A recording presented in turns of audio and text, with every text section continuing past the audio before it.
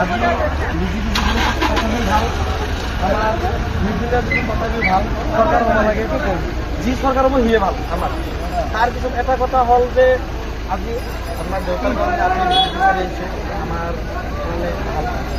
তাৰপিছত আপোনাৰ দেউতাই মানে আমাৰ CM ছাৰে যে এটা কথা কৈছিল আজি আপোনাৰ উচ্ছেদ কাৰ্য লৈ মানে যিখিনি মানে কথা কৈছিল